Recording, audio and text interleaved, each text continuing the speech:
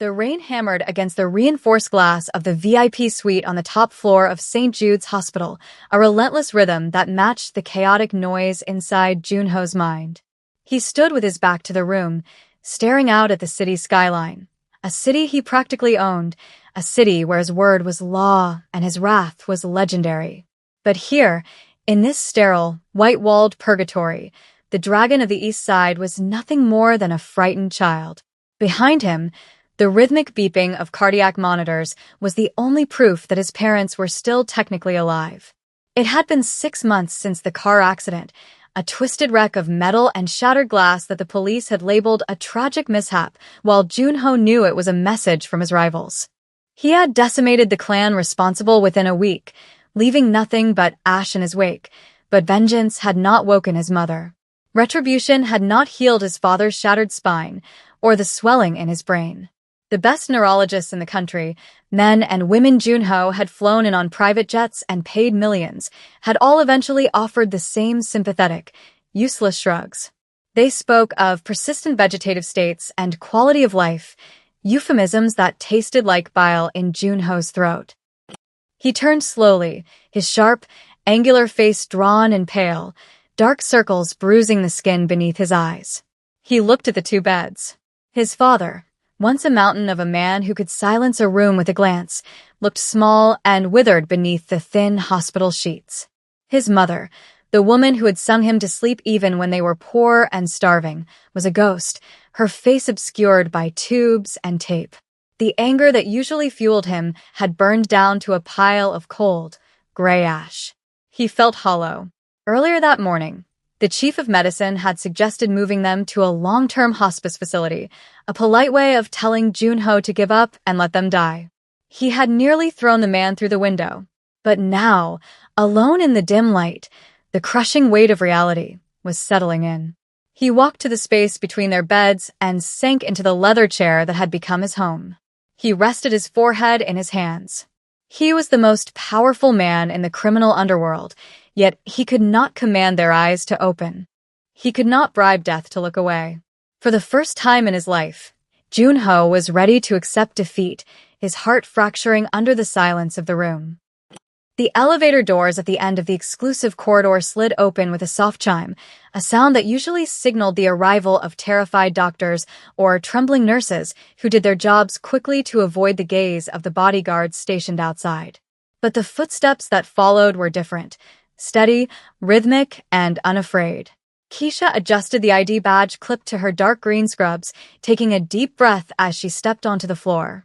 She was 24, fresh in this specific wing but seasoned by a life that had forced her to grow up too fast. She had been warned about the occupant of room 404.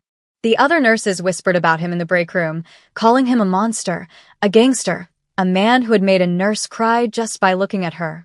They said the energy in the room was so dark it felt like walking into a grave. But Keisha didn't believe in monsters, only broken people, and she knew that grief often wore the mask of rage. She carried a clipboard in one hand and a small, portable speaker in the other, her dark curls pulled back in a practical, neat bun. As she approached the double doors, two massive men in black suits stepped in front of her, blocking the path like stone pillars. They didn't speak. They just stared down at her, expecting her to shrink away like the others. Keisha didn't flinch. She looked the larger one in the eye, her expression calm and warm. "I'm Keisha, the new night shift nurse," she said, her voice soft but firm, carrying a melody of confidence.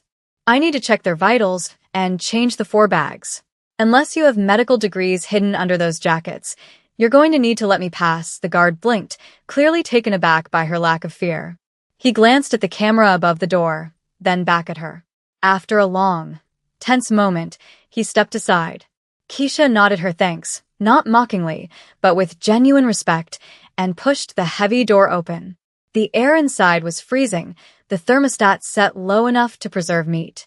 In the corner, she saw him, Junho, shrouded in shadow, watching her with eyes that looked like shattered obsidian. He didn't speak. He just watched, waiting for her to make a mistake, waiting for her to tremble. Keisha met his gaze, offered a small, sad smile, and walked straight to his mother's bedside. "Good evening, Mrs. Park," she said aloud to the comatose woman, her voice filling the oppressive silence. "My name is Keisha. I'll be taking care of you tonight. Let's get you comfortable." Jun-ho watched the new nurse with a mixture of irritation and bewilderment. Usually, the staff moved like ghosts, touching his parents only when necessary, their hands shaking, their eyes averted. They treated his parents like broken machinery, tasks to be completed before fleeing his presence. But this woman, this girl, really was different. She moved with a fluid grace, her dark green scrubs rustling softly as she worked. She didn't just check the monitors. She adjusted the pillows. She didn't just change the four. She smoothed the hair back from his mother's forehead. And she kept talking. She narrated everything she was doing, not to him, but to them. She told his father about the rain outside, describing how the city lights looked reflected in the puddles. She told his mother that her skin was looking better today. It was ridiculous. It was a performance, Jun-ho decided. She was trying to curry favor with the boss, trying to secure a tip or protection. The cynicism that had been his shield for years rose up, hard and sharp. "Stop it," Jun-ho said, his voice a low rasp that usually made men wet themselves. He didn't stand up, he didn't have to. The menace radiated off him in waves. Keisha paused, her hand resting gently on his father's shoulder. She turned to look at him, her expression unreadable. "Stop what, sir?" she asked, her tone polite but devoid of the trembling fear he was used to. "Talking to them." Jun-ho spat, leaning forward into the light. "They aren't listening. They aren't there. They are husks. Do your job, check the machines, and be quiet. I don't pay you to pretend." The room seemed to grow colder. Most people would have apologized and scurried away. Keisha didn't. She turned fully toward him, her hands clasping together in front of her green scrubs. "With all due respect," she said, her voice dropping to a whisper that felt intimate, like a secret shared between friends, "you don't know that. The hearing is often the last thing to go, and the first thing to come back. They might be far away, but they aren't gone. And as long as I am in this room, I will treat them like the human beings they are, not the furniture you seem to think they've become." Jun-ho was struck silent, his mouth slightly open. No one spoke to him like that. No one dared. But in her eyes, he didn't see defiance. He saw a profound, aching sadness that mirrored his own. The nights turned into a week, and the strange tension between the Mafia boss and the nurse began to shift into something unrecognizable. Jun-ho found himself waiting for the ding of the elevator, waiting for the flash of dark green scrubs. He stopped brooding in the corner and began to sit closer to the beds as she worked. Keisha brought life into the mausoleum. One night, she brought in a bottle of jasmine essential oil. "Scent is a powerful memory trigger," she explained softly, dabbing a little on his mother's wrists. "Does she like jasmine?" Jun-ho looked at the small bottle, a sudden, sharp memory piercing his heart. He remembered his mother in their tiny kitchen, the smell of jasmine tea brewing, the only luxury she allowed herself.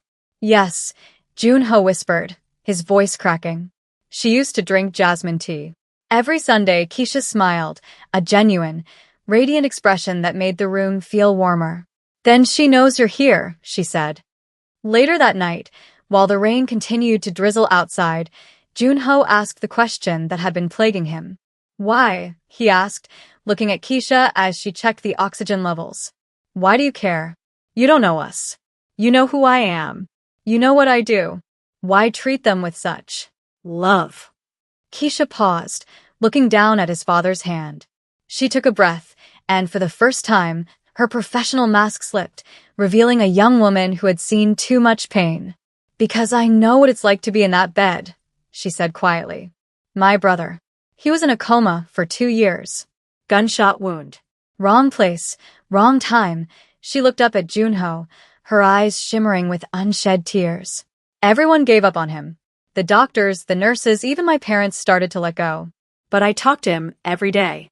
I sang to him. I told him about my day. And one day, he woke up. He told me he heard me. He said my voice was the rope that pulled him back from the dark." She reached out and gently touched Jun-ho's clenched fist.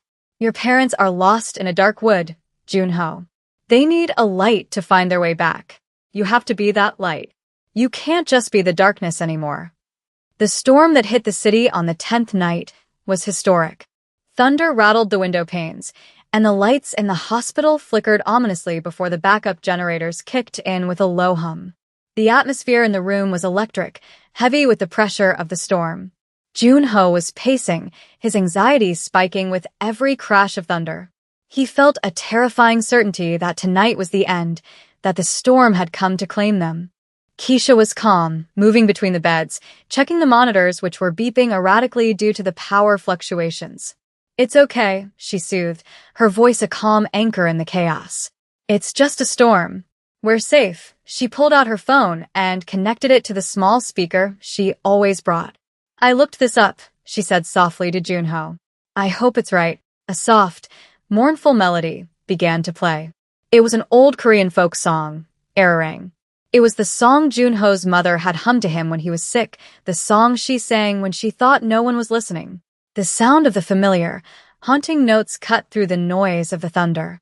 Keisha began to hum along, her voice rich and soulful, blending with the recording. She took the mother's hand in hers and gestured for Junho to take his mother's other hand. He hesitated, his heart pounding against his ribs like a trapped bird. His hand, which had held guns, knives, and the fate of men, trembled as he reached out. When his skin brushed against his mother's papery, cool flesh, a shockwave went through him. It was the first time he had touched her with genuine tenderness since the accident, not just a cursory check for warmth, but a desperate, clinging grasp. Keisha nodded at him, her eyes urging him on.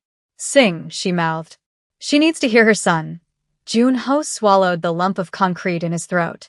He opened his mouth, but no sound came out at first.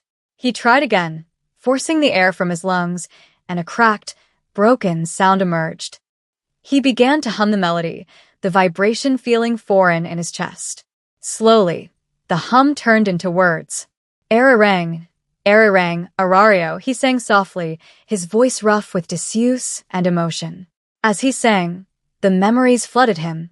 Not the blood and the money, but the smell of sesame oil, the scratch of his mother's wool sweater, the sound of her laughter before the world turned cold. He squeezed her hand, pouring every ounce of his regret, his love, and his desperate hope into that grip. And then he felt it. It was faint, so faint he thought he imagined it, a flutter against his palm. A twitch of a finger. He froze, his singing cutting off abruptly. He looked at Keisha, his eyes wide with panic and hope. "Did you see that?" he whispered. Keisha was already moving, her eyes scanning the monitors, her hand checking the pulse at his mother's neck. She didn't dismiss him. She didn't tell him it was a spasm. She looked at him with a fierce intensity. "Keep singing, Junho," she commanded, using his name for the first time without an honorific. "Don't stop. She's fighting. Help her fight." The storm outside intensified, a jagged bolt of lightning illuminating the room in a stark, blue-white flash that was immediately followed by a crack of thunder so loud it shook the floorboards. The lights in the room flickered violently, dimmed to a brown haze, and then died completely. For a terrifying second, the room was plunged into absolute darkness, the only sound the wind howling against the glass. Then, the red emergency lights bathed the room in a bloody glow, and the backup batteries on the ventilators kicked in with a high-pitched whine. The rhythmic beeping of his father's heart monitor faltered, the steady tempo becoming erratic. Junho sprang up, the chair clattering behind him. "What's happening?" he roared, the fear transmuting instantly into aggression. "Fix it. Why are the machines doing that?" He looked ready to tear the walls down with his bare hands. Keisha didn't flinch. In the red light, she looked like a soldier in the trenches. She moved instantly to his father's side, her fingers flying over the controls of the ventilator, checking the connections. "The power surge disrupted the sensor calibration," she said, her voice loud and clear, cutting through his panic. "He's not crashing. The machine is just resetting. I need you to stay calm," but Junho couldn't stay calm.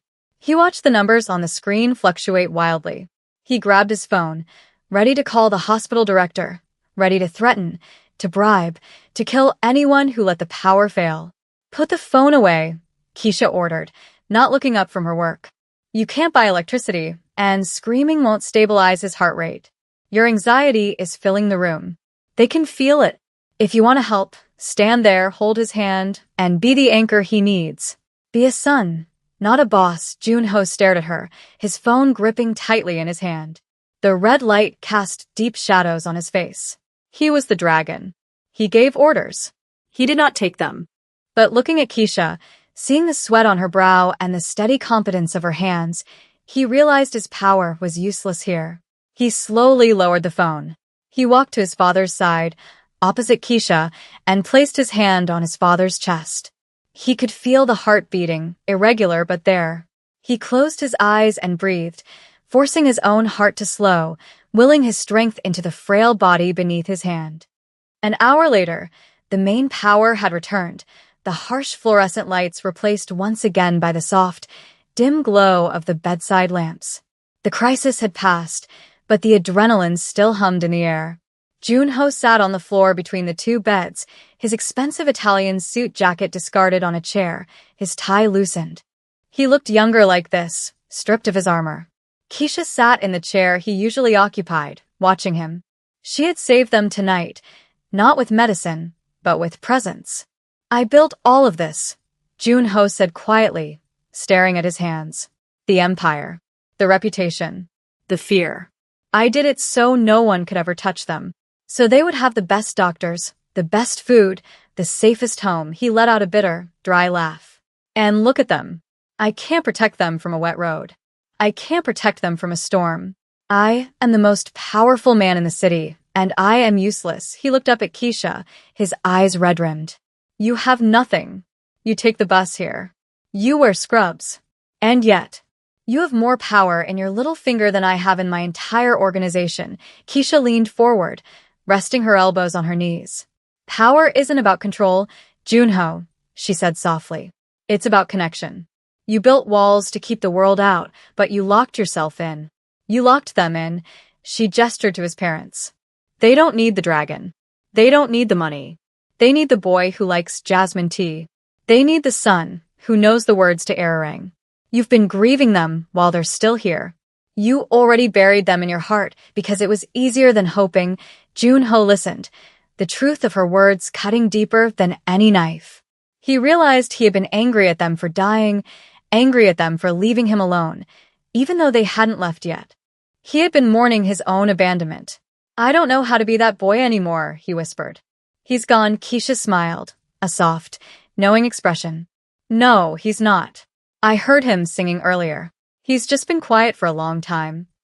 The morning sun broke through the heavy clouds, casting a pale, golden light across the city.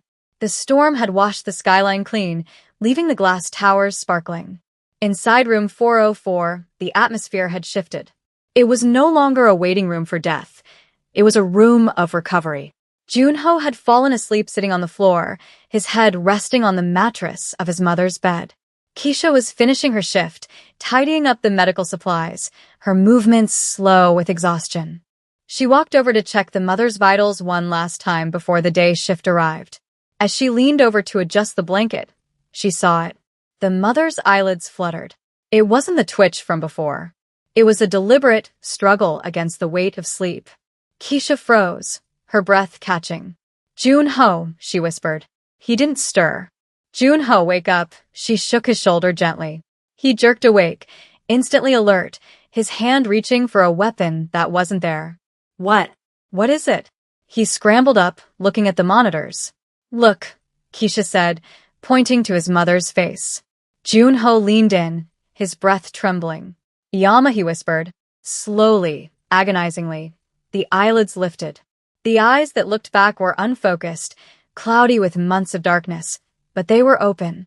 They roamed the room blindly for a moment before settling on the face hovering above her. A small, weak sound escaped her throat. It was a groan, but to Junho, it was a symphony. Tears instantly spilled from his eyes, hot and fast.